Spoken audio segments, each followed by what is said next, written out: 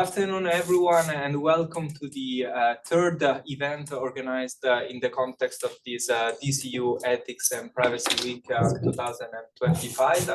We're already, I think, at the fourth edition of this Ethics and Privacy Week. We organize actually this series of events every year to mark the celebration of the European Data Protection Day that was actually established by the Council of Europe to be every year on the 28th of January. And every year at DCU, we celebrate actually this European Data Protection Day by organizing a series of events with invited speakers from Ireland and abroad to discuss also with the general audience about issues related to privacy, ethics, and the digital world more in general.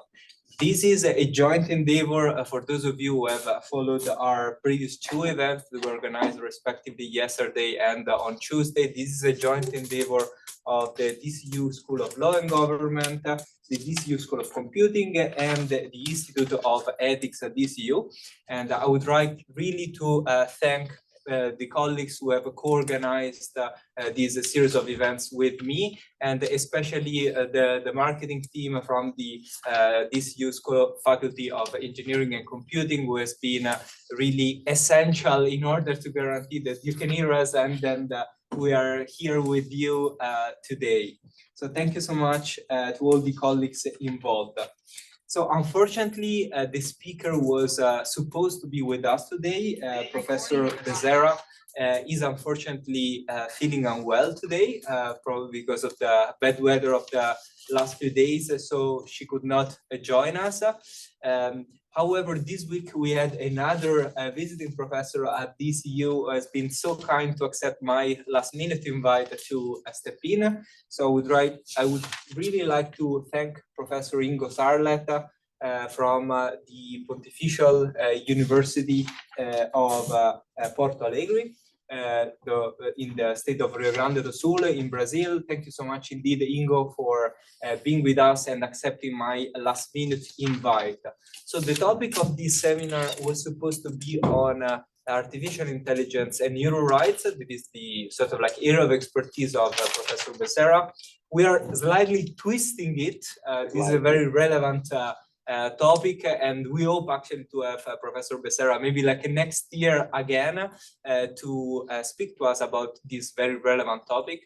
But we are slightly twisting actually this topic, and Ingo kindly accepted to talk about another very relevant issue that is related to the digital age, which is the right to be forgotten and how it's actually evolving and being implemented across various jurisdictions. I would like, simply as a way of introduction, for those of you who, I'm sorry, you would probably be disappointed if you are following us to hear about neural rights.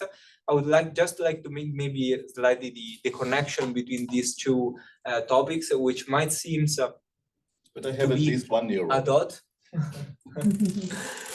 Thank you so much, Ingo. And but in reality are partially related. So we wanted actually to understand what are the current effects of technology in the possibility actually to intrude into our minds. So you could recognize from our subtitle, we decided to originally focus on legal ways actually to protect our minds. And this is why we are gradually speaking of neural rights. And this is something that is in common actually with the right to be forgotten, because the right to be forgotten as well is one of these relatively old and new rights that is being emerging. Why do I say old and new right? Because there are some aspects of this right that we can already find sort of like in the analog society, in the pre-digital society. So probably, Ingo, you will also explain us actually the origin of this right, and the same in relation to neural rights is very much related to the idea of privacy, which is applied in a mental context. So today we speak of like a right to a mental privacy. But in the case of the right to be forgotten as well, we see that there was something before, and then the digital revolution affected the possibility for the individuals actually to protect this right to an extent, to such an extent that a judicial, a legislative intervention was necessary.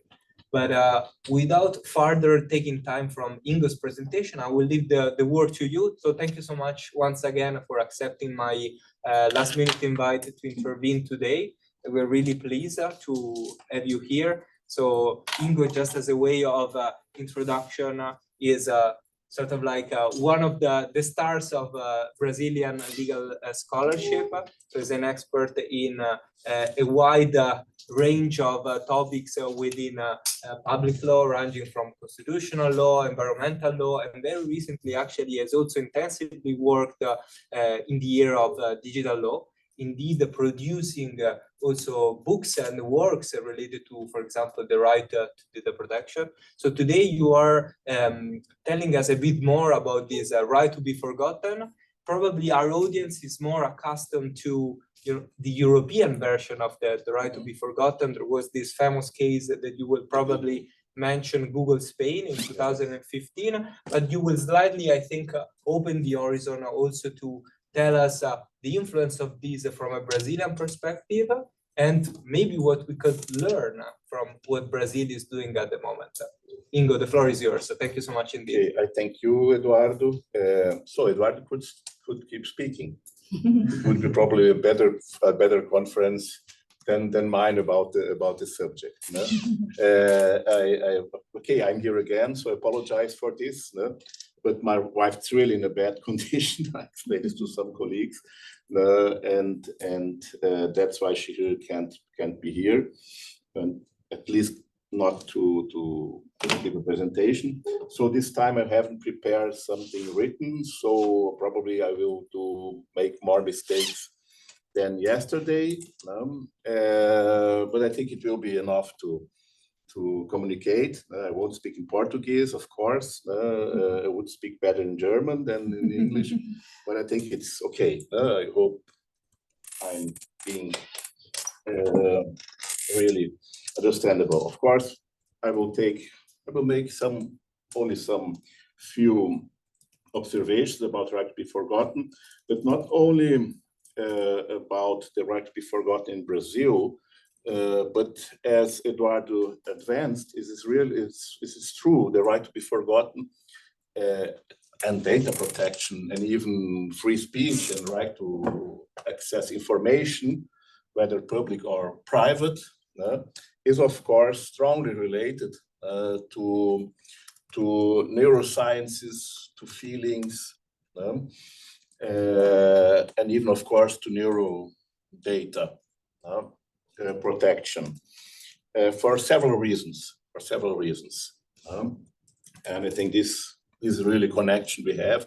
And of course, the right to be forgotten is easy to connect with the seminar about privacy, the Privacy Week, because the right to be forgotten is, in fact, mainly a tool, a way, with another name, to protect privacy, intimacy, reputation, image, and so on. And even not only for natural persons, but as well for legal persons. And it's true also to say that the right to be forgotten is partly old and partly new, because the idea that we have and must have some limits to freedom of speech and right to access information is old. It's obviously old. The right to privacy is not as old than free speech, or freedom of religion, or freedom of assembly. These are older rights. But of course, it's also actually an old right. It was developed firstly in a very important article from Louis Brandeis, and always forget the other one, Warren and Brandeis in the Harvard Law Review, and it's still there as one of the most important papers ever published in Harvard Law Review. And then afterwards, one of the two, Brandeis, became justice at the Supreme Court, and then he had the opportunity to implement, to really gave the first decision from the US Supreme Court about it. But we had former manifestations in Germany, in France, about rights to personality, a famous Bismarck case, but whatever.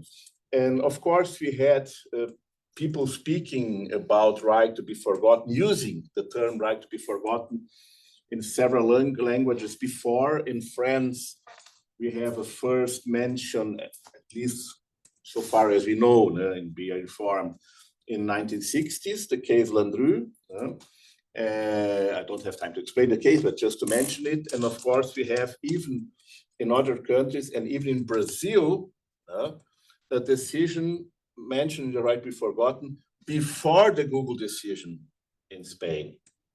Our decision in Brazil, not of course online speech, not on online level, it's offline right to be forgotten, was from 2013.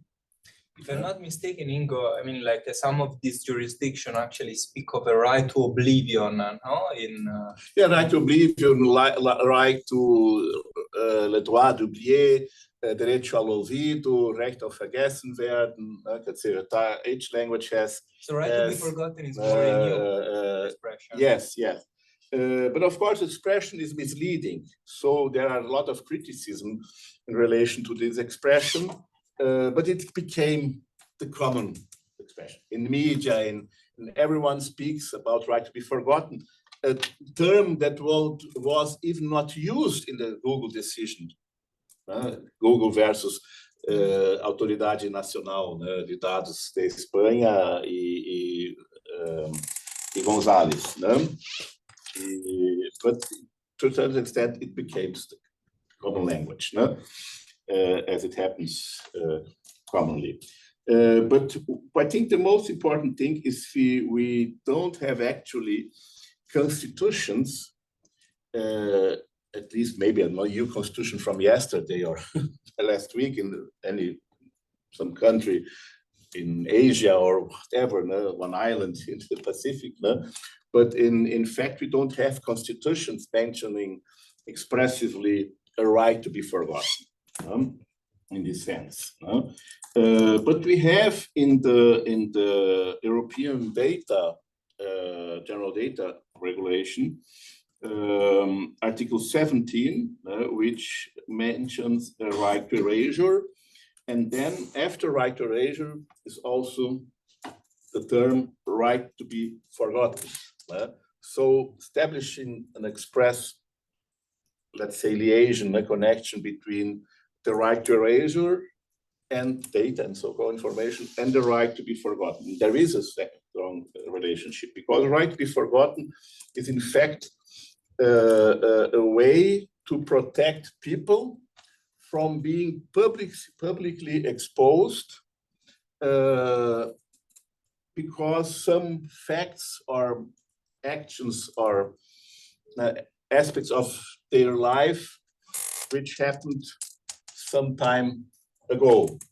To avoid that this what happened some time ago will have effects and, let's say, uncomfortable or even more as uncomfortable reflects in nowadays. So this is in fact the goal, the aim of the so-called right to be forgotten.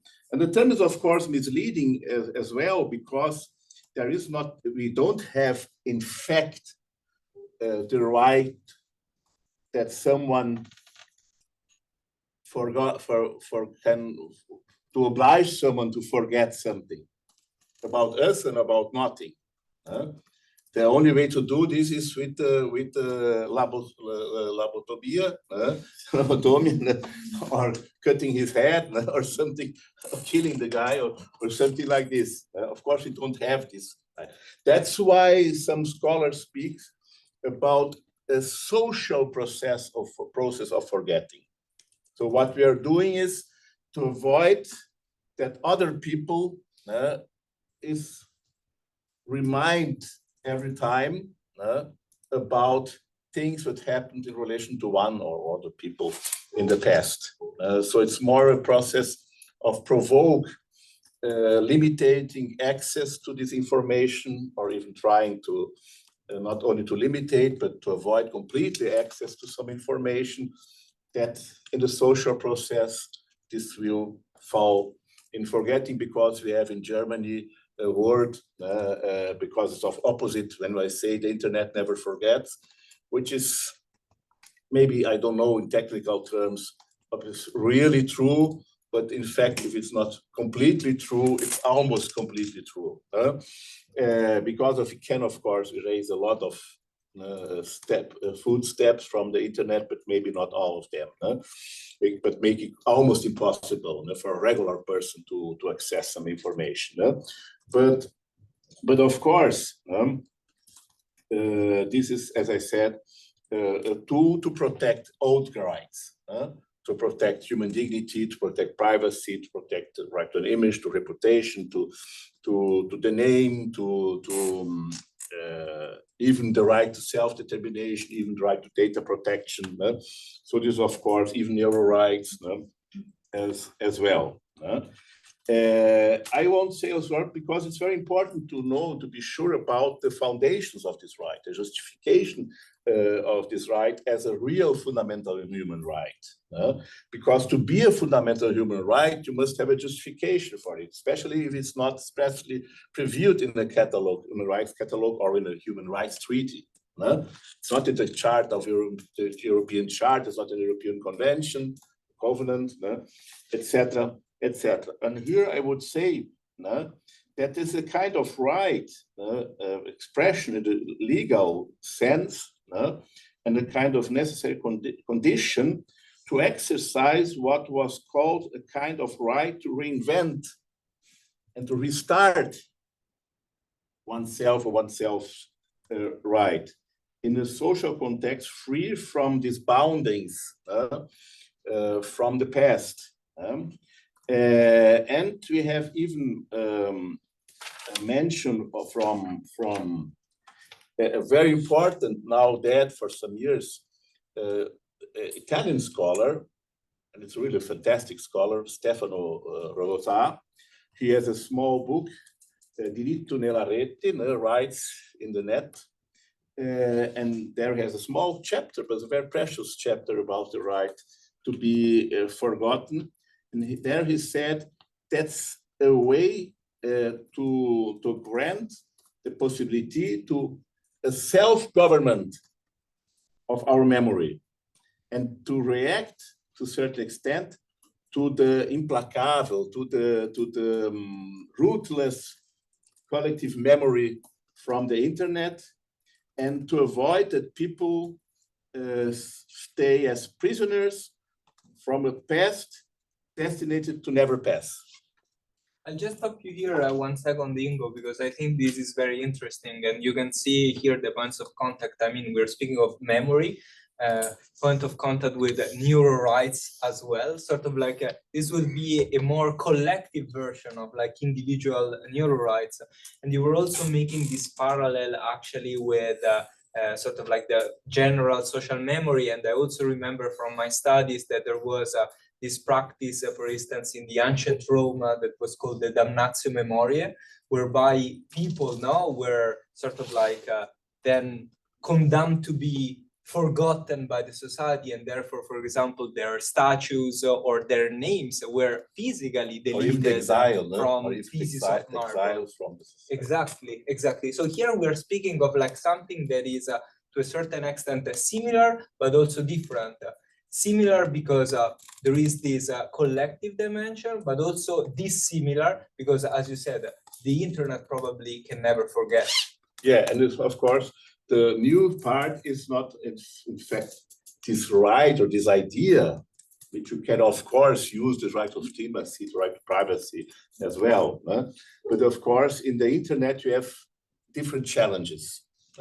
We have other difficulties to face, even in procedural terms, even in terms of jurisdiction, etc., etc. The extraterritorial dimension we talked about yesterday, and was even someone asked me about this. So that's perfect. And then I will quote a passage from a which is which shows exactly this connection with the neurosciences, neurorights from Catarina Santos Botelho, is a colleague, here colleague from Portugal. She said that from the lessons of neurology, we know that one of the main functions of the brain is to forget everything which is superfluous, which is not important, and to filter contexts which cause emotional damage to individuals. So this is maybe an instinctive and almost automatic neurological process. And that's another explanation why the right to be forgotten is important to be recognized, using or not the name, But in fact, I would quote another German scholar. He is now dead, but was a very important philosopher of law and public lawyer in Frankfurt. And he had a very, very, very, let's say, original and innovating paper from the 80s. It's not from the 90s or the 2000s, from the 80s, called Old Rights in New Clothes.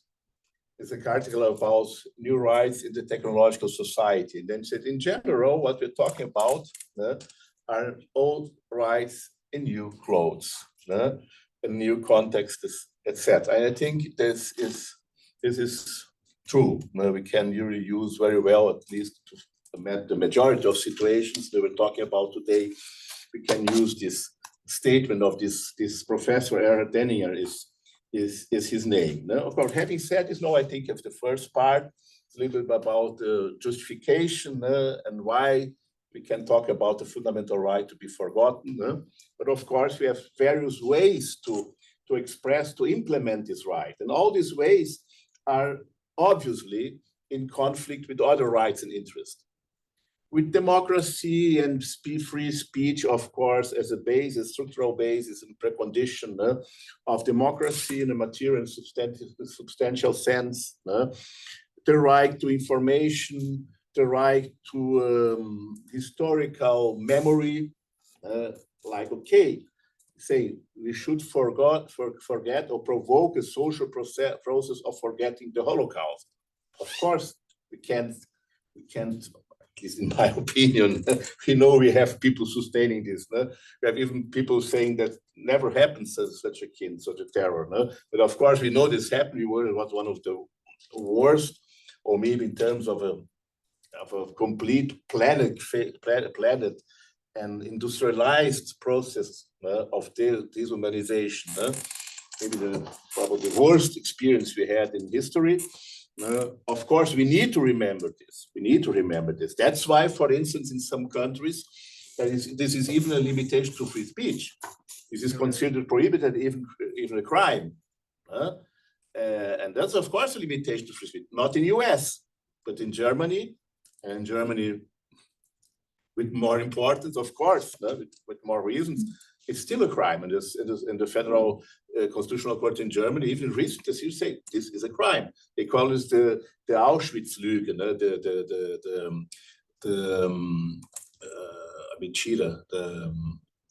the lie, the Auschwitz lie, the Auschwitz lie.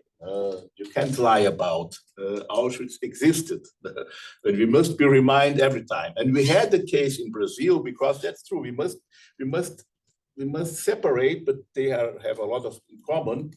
The criteria are quite common, but of course the ways to implement the right to be forgotten are, of course, different in the offline world and in the online world. The right to be forgotten started in the offline world. In Brazil, I think it's interesting, the evolution in Brazil, because 2012, we had our first case against Google, internet case. It wasn't judged, it was dismissed, but we had the first case being judged in our STJ on a Superior Court of Justice, not a Supreme Court.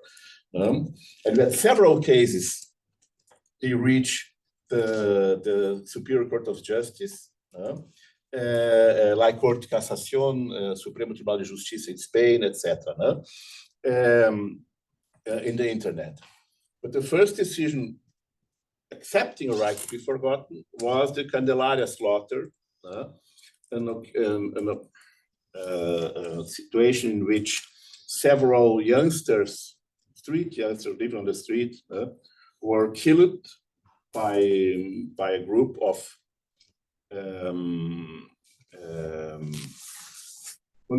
policemen. Afterward, they were prosecuted. Some were even convicted, not. And in this case, one of these guys who wasn't convicted, he was not convicted, as is important to say, brought this claim against Globo television because the episode, Candelária slaughter, was, like, say, reconstituted in a documentary, and then they mentioned the name of the people who were accused, and they mentioned his name even being not convicted.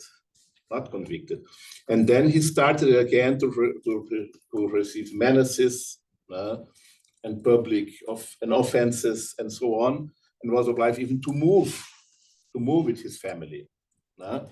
And he claimed against Globo, and then the STJ said, okay, here even be freed and not like the Lebach case in Germany, convicted.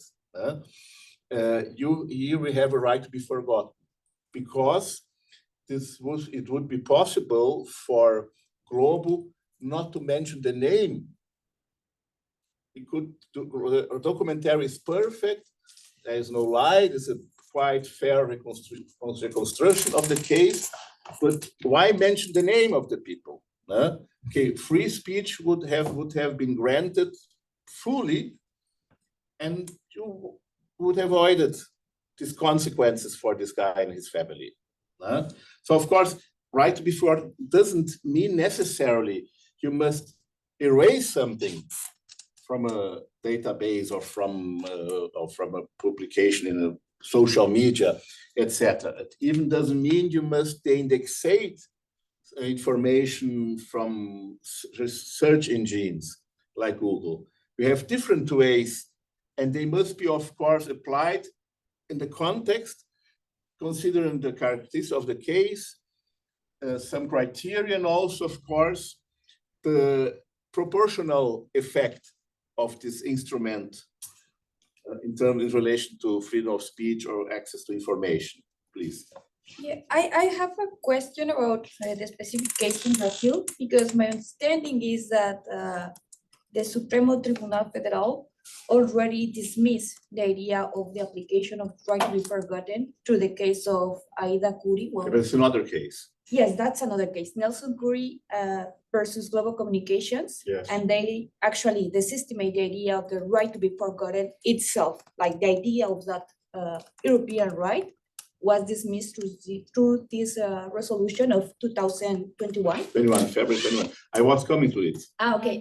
And also, I won't answer your question now about this, because I must say something before until to come to this. I would say maybe we can sort of like continue with this part with the presentation from Ingo. No, I can answer now, but the idea was to come to this case, because I must show, of course, not only the offline case, but also the online cases. And then we had a decision.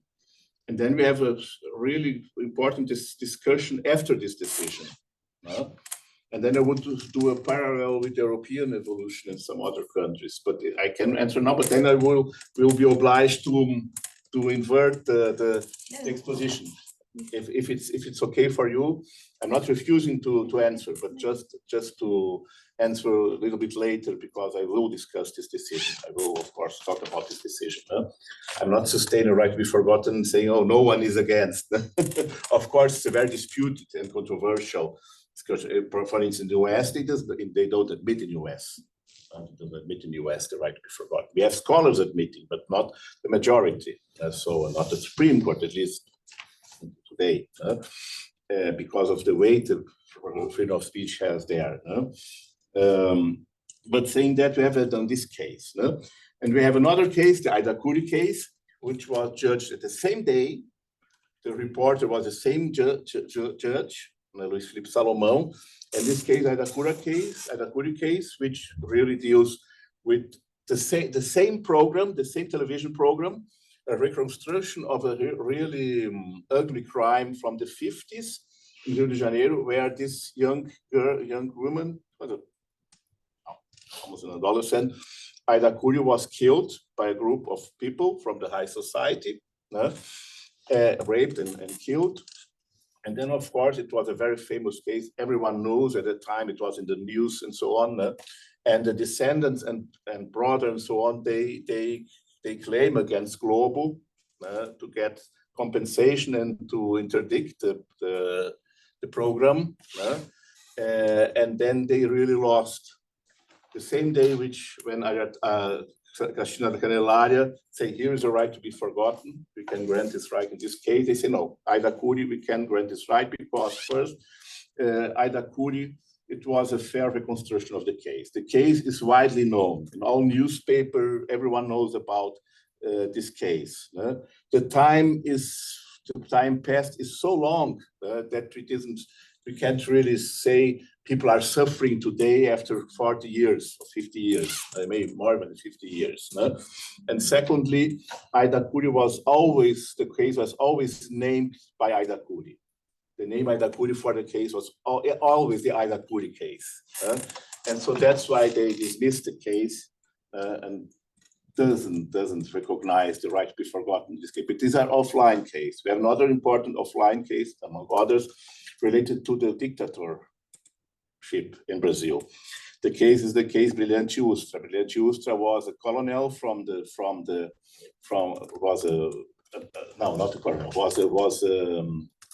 delegado, police chief in Brazil during the dictatorship.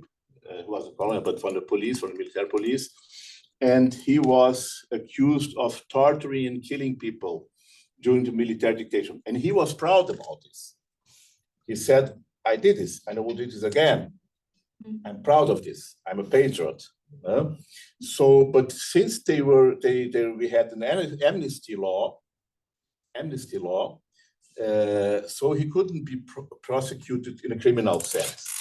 Then one guy who was his victim during the dictatorship go to court and say, no, I'm not asking for compensation. I'm not asking for a criminal conviction because I know there is an amnesty, but I want that the justice recognize that we had torture in Brazil and that this guy was a torturer. What he has also admitted in the public sphere, in interviews, etc. And then Brilhante Ustra said, no, I have a right to be forgotten. I was amnestized. It's a long time ago. It's not fair to be exposed and declared by the judiciary responsible for this, even without any other consequence. And then the court says, no, the dictatorships is a very important and very bad period in our history. We must remind this ever, and we can't forget this. We have a right to a historical memory, and this right, in this case, and the right to access this information must prevail in relation to the personal interests, privacy, etc., from Brilhante Ustra. So these are three important cases showing one case dismissing, two cases dismissing the right to be forgotten for different reasons, and one admitting. So this is the offline cases, yes? We'll follow with the online case because it's important to come to the Supreme Court decision. We'll do it quickly. This online case was considered the Xuxa case. Xuxa, for people they are Brazilian or even not only Brazilians know where Xuxa is. Who Xuxa is. And Xuxa was, when Xuxa is a presenter, is from children and youngster programs, very famous in Brazil. And the problem for her was that as she was 17, 18, she did some movies let's say, erotical movies. No? And one movie was she having relations, sexual relations with an adolescent, with young, 12, 13 years old. But in the film, in the movie, of course. No? And years later, she was confronted in the internet, in Google, always when people put Xuxa Meneghel's name in the internet, in Google, they came this movie, all the accusations, Xuxa is a pederast, is a pedophilian, and etc., is a prostitute, it's pedophilian, etc. And she said, this is very bad for my reputation as a presenter of children programs. And try to get compensation from Google, get the interdiction, of course, from Google, and of course they take the indexation from the research and from her name, at least for this information, these offenses. So then the Superior Court will just say no, Google is not responsible for this. Google is not the one who is posting this. That was the same argument Google used later in Europe, 2014, May of 2014, 13 May 2014. The decision in Brazil was May 2013, exactly the same day, 1 year before. And then the court said, no. And we have the right to information, we have the right to freedom of speech, etc., etc. Xuxa interest can prevail. And then we have several cases which were dismissed from the Supreme Court of Justice for the same reason. Adding something more, etc., for the same reason. Finally, in 2018, we had a case admitting the right to be forgotten online.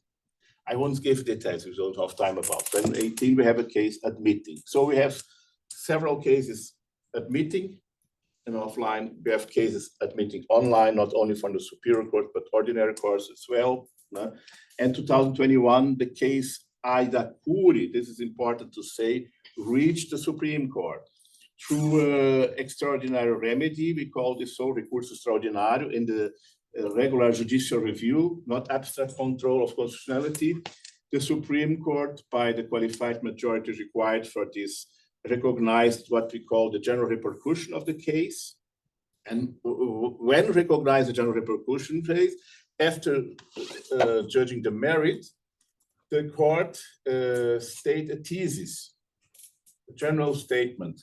And this general statement is binding for other courts, and of course, especially for other courts in this case. General repercussion is different than abstract control of constitutionality. And then, of course, the court says, no, the right to be forgotten is inconsistent with the Brazilian constitutional legal order, is inconsistent with the freedom of speech and right to access information, especially when it is a true information. True information can't be simply erased or disconsidered because of the passage of time and because it's uncomfortable for some people. But that's very important to say this. It was an offline case. It was a remedy against the Aida Curi decision, which already has dismissed the case before, and no one contested this. Everyone agrees with the Aida Curi decision. So never disputed that the STJ decided correctly in the Aida Curi case. And what the Supreme, this is my thesis since the beginning. I wrote a short paper about this when the decision was being discussed and so on, saying the Supreme Court, what the Supreme Court did is only denying the name.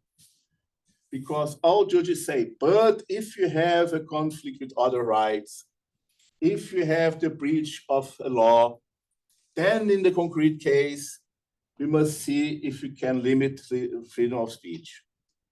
It's the same what happened everywhere. Yeah. By hate speech, by fake news, etc. So they only deny, in fact, they deny the name. And another important part, they decide about the Aida Curi case. And the Aida Curi case has this specificity, it was a correct program. It was a fair reconstruction of the case. And it's completely different than the Candelária slaughter case. So And the other situation is it was not an online case. So it's not binding for the internet cases. They didn't say there is no right to the indexation. They didn't say there's no right to erasure. And why? And so I will finish. For two statements, I will finish. First of all, if it would be true that correct information can't be erased or can't be de-indexated, let's say, from the internet, so a search engine, etc., then a lot of laws are unconstitutional. The civil framework of internet is unconstitutional because there we have the right to erasure. The general data protection law would be unconstitutional because we have the right to rectification and erasure. The penal code would be unconstitutional because then we have a rule from 1941 saying, never considered unconstitutional, saying that you can't use the former registers of one who was convicted only in the criminal case. Then the law protecting children and youngsters would be saying the same time. Then the consumer protective code would be constitutional, saying that after 5 years, negative credit registers must be erased or can be rectified through habeas data. All of this would be constitutional, and these are all true information. So this was only denial, in fact, denial of the rubble. And finally, I would say, if you look at evolution in other countries, and this is a criticism from the majority of the literature, and the STJ has now a case, Chacina da Candelária case, in which the global goes to the STJ saying, now we have this decision from STF, you are binded. Now you must review your decision from the Candelária slaughter case. STJ say, no. This was not decided from the STF. It's not binding. The STF decided about the Aidacuri case. We're not binded. So we will have no new rounds at the Supreme Court in Brazil. And if you look at Europe and other countries' jurisdictions, we have several cases recognizing the right. I won't talk about each one, but I will only mention the name of some cases. No? We have a case in Spain from 2022 and cases before. We have case in Colombia, we have case in Argentina, we have case in Germany, 2 cases in Germany recognized and even recognizing duties of care of the company, private company. We have in the European Court of Human Rights the Biancar Diversitaria case from November 2021, the Urbain versus Belgian case. We have a case from the European Court of Justice against, at the time, Facebook. More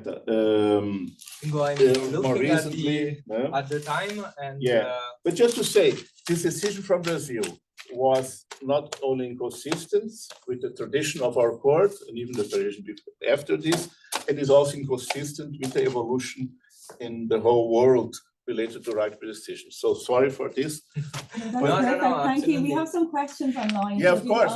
So we have 15 minutes. So I think, and since you talked as well, so I think I stood in my 20 minutes. No, you're perfect. Thank you so much indeed for this. Thank you. So I will hand over to Anya, who might read some questions from the public online. And also, I mean, for those of you who are here, feel free to maybe raise your hand and we'll pick some questions. Absolutely. I would maybe collect some questions so that then Professor Sarlet can maybe answer to them all. Yeah, perfect. So the first question is, how can we prevent the right to be forgotten from being misused as a tool for censorship or manipulation while still ensuring genuine privacy protection for individuals? Do we have any other question from the public online? Yeah, I would like to inquire with you on the territorial limits of this deletion. In several exercises of RTBF, the deletion is only limited to certain jurisdiction. For instance, a content is deleted under Indonesian jurisdiction by Google Indonesia, but the content is still accessible by Google EU or via VPN. I believe something cannot be truly forgotten if the erasure is only limited to a specific jurisdiction. How does the EU, Brazil, and more advanced jurisdictions tackle this issue? We have another question introducing themselves and saying your presentation is exceptional, so thank you. I have a question about Google. Do you think Google already enforces this right to be forgotten for their search engine? And the last question is from a law student at the Federal University of Minas Gerais. I didn't pronounce that correctly, apologies. Do you believe that the right to be forgotten in Brazil can be a challenge, especially due to the lack of regulation of big techs, particularly in Brazil, when we have a culture of making memes about everything? Okay, hope to remember all this questions. I can reread so it. just like to and your question. So then we maybe. Maybe we can answer this question and then we can pick a couple of questions from the audience here. I must take care of my time. Okay, if I forget something. So the first couple of questions. I have the right to forget it. So you want to work and how can you? If not having the right, my memory is limited. So the first question, just to summarize it, was is right to be forgotten a synonym of censorship? No, of course not. And then we must say that for forbidding people to say the Holocaust doesn't exist is also censorship. Then we're saying that you can't be against homophobia. Then we're saying that you can, of course, make bullying online, porn revenge, and other and hate speech in general. Then we can never interdict no one of this. It's the same thing. As I said, it's only a different way for naming current situations, making a balance between rights, between right to freedom of speech and freedom of expression, and privacy rights, human dignity, anti-discriminatory rights, the right to historical memory for several reasons, etc., etc. No right is absolute. I am in favor of and I must say this, I'm in favor of a preferred position of the right to freedom of speech, but which makes that this kind of decision should be an exception, not the rule, of course. And secondly, you must carefully see the concrete case, and then we must also see what I have said. The instrument we're using to protect personality rights and the so-called right to be forgotten, because we have instruments less intrusive than others. So if I can solve the problem, it's not such an important case. I'm not saying something more simple. Well, then maybe it would be enough to anonymize people. Anonymize people. Yeah. So this is we have several tools, and it's another kind of another important thing. These are all after it happens. It's not a previous so-called censorship. It's all are limiting, but after it happens, then evaluating which right and in which situation, to what extent it should prevail. And I think, Ingo, this answer is also very much related to the second question, because the second question was about the territorial application. Yes. Because you have well highlighted actually in your presentation that the right to be forgotten has been implemented differently across various jurisdictions. So for example, in Europe, is about delisting from search engines. Yes. In other cases, I mean, it affects, for example, the original producers of this content. So in relation to the territorial application, what can we answer about this? Yeah, well, first, I remember the Google case, and we even talked about yesterday, the Google case. That was a case in which, if you, of course, probably you remember, the decision was how we can apply this right if Google companies main, let's say, central headquarter is in US.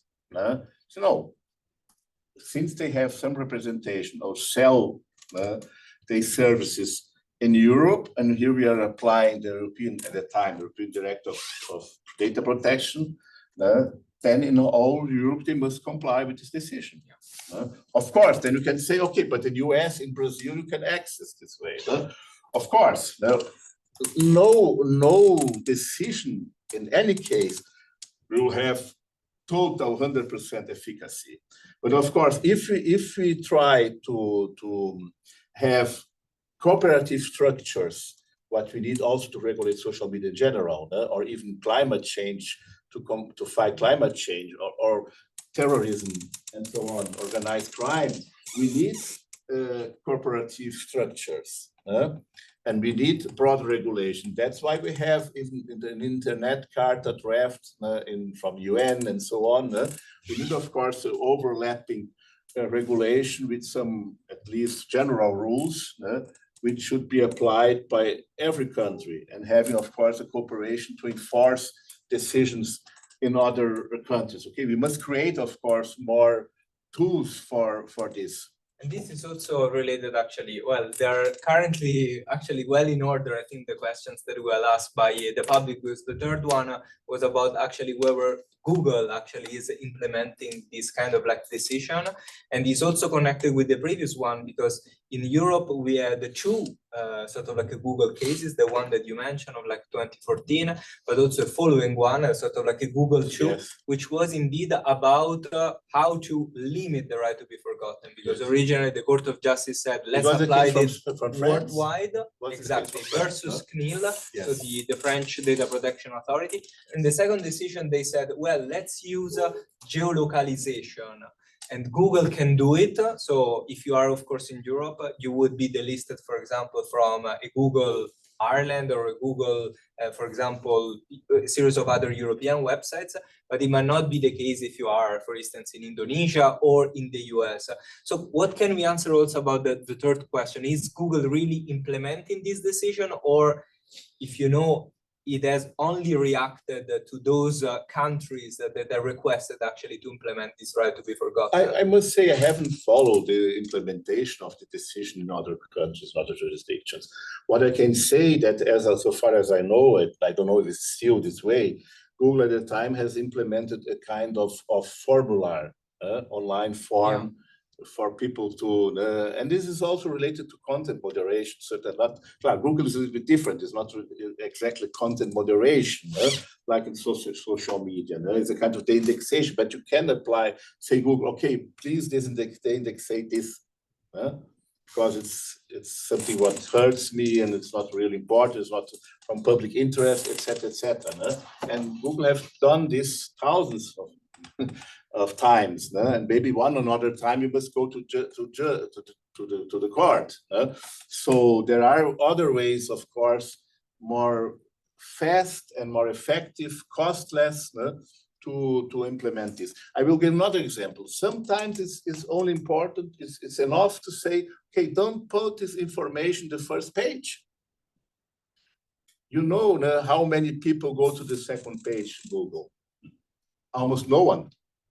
And so since the goal is to make a social process of forgetting, okay, for me, it's not so important if in England someone say, oh, Ingo has done this before. He was a Boy Scout. What a shame. In Brazil. Maybe for me, it's important that in Brazil, no one knows or no one remember that I was a Boy Scout. Say even then, maybe it's sometimes not so important that the whole world can't access it. For me, it's important that people I know, people that can influence my life or my business or so on, know about this. So that's why it depends again on the situation. Thank you so much, Ingo. And the first question, Onia, I don't know if you have... The last question about the lack of regulation of big techs, particularly in Brazil, where we have a culture about making memes about everything. So do you think that the right to be forgotten in Brazil can be a challenge in this scenario? Yeah, I would say, let's assume that the Supreme Court say, no, we don't have a right to be forgotten. Perfect. But we have Article 19 from the Civil Framework of the Internet saying that we have the right to ask social media or the internet provider or whatever to erase or rectificate information. And we don't do it, we can go to court. So we have this tool, and this tool is implemented in thousands of decisions from all courts. We have the data protection law. We have the right to privacy and a lot of cases, claims against people or legal entities suing for compensation, civil compensation, or even for defamation, the criminal sense. So we still have a lot of legal instruments and well-recognized, established instruments. We can reach at the end a similar or even the same result. So the challenge is, of course, the more we are exposed in the internet, the more, of course, we have lacks of regulation, the more the social media gain power and don't binds them to this, of course, values, the more we will have problems to regulate, to enforce the regulation. This is for sure. That's what we experience now in the US. The social media are now changing their way to deal with the spontaneous, previous, prejudiciary content moderation. Then, of course, it will be more difficult. We will need to go more to courts. We will have other difficulties. But I would say all this depends on these evolutions. And we have, of course, a bill of law in Brazil to regulate social media. It's still sleeping in the Congress. It was approved partly by the House of Representatives. Now it's waiting by the Senate, and now it's waiting more deliberation and approval. It will come. And of course, I can say how it will be reapproved, because there's a lot of discussion. It was changed several times until now. Thank you so much, Ingo. And we promised. Yeah, I'm just going to stop the recording. Yeah, I'll close maybe before you stop. I don't know if she just has to a question. We can continue, I think, the question offline, but I wanted really, because we promised actually to deliver this seminar during the sort of the lunch break. I would like to thank everyone who followed this event. Is it possible? Yeah, we can do it after Okay, closing the online version. So I just wanted to say goodbye to everyone who followed the online. Thank you so much indeed, and see you next year for a new edition of the Ethics and Privacy Week. Hoping to have Professor Becerra speaking about neuro rights next year. We will make sure actually to deal with this very important topic as well. Once again, thank you to all the DCU schools involved, to our support staff here, and to everyone who attended this kind of events. Thank you so much. Goodbye. Thank you.